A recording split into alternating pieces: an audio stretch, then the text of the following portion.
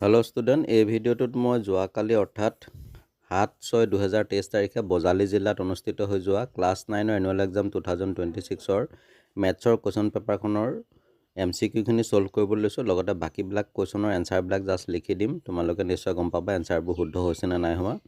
তো চেক কৰি লোৱা বজালী ডিষ্ট্ৰিক্টৰ ষ্টুডেণ্টসকলে তোমালোকৰ MCQ আৰু লগতে অন্যান্য এনচাৰবোৰ কিমানখিনি শুদ্ধ হ'ল। কুৱেশ্যন পেপাৰখন মোক বজালী ডিষ্ট্ৰিক্টৰ পৰা কেইবাজনো ষ্টুডেণ্টে পঠিয়াইছিলে। সকলোৰে নাম মেনশ্যন কৰাটো সম্ভৱ নহয়। তো এনেও আটাইকেইজন ছাত্ৰ ছাত্ৰীলৈ মোৰ ফালৰ পৰা অশেষ ধন্যবাদ থাকিল। তো অহা তেতিয়াহ'লে আমি ভিডিঅ'টো ষ্টাৰ্ট কৰোঁ। ইয়াত ছেকশ্যনে যি 45টা MCQ দিছিলে তাৰে 1 নম্বৰটোত দিছে 1/4ৰ শতকৰা ৰূপটো হ'ব। ইয়াত শুদ্ধ অপশ্যনটো হ'ব অপশ্যন C 25%। 2 নম্বৰটোত দিছে তলৰ কোনটো পৰিমেয় সংখ্যা। তো ইয়াত দিয়া সংখ্যাবিলাকৰ ভিতৰত পৰিমেয় সংখ্যাটো হৈছে অপশ্যন B √4। 3 নম্বৰত দিছে 1/√7 - √6ৰ হৰৰ পৰিমেয়নকৰণত পোৱা সংখ্যাটো হ'ল। তো ইয়াত দিয়া অপশ্যনৰ ভিতৰত শুদ্ধ অপশ্যনটো হ'ব অপশ্যন A √7 + √6। কুৱেশ্যন নম্বৰ 4টোত দিছে প্ৰতিটো পৰিমেয় সংখ্যা হ'ল। ইয়াত শুদ্ধ অপশ্যনটো হ'ব অপশ্যন D এটা বাস্তৱ সংখ্যা। কুৱেশ্যন নম্বৰ 5ত দিছে 3 - 2 ৰ মান হ'ব।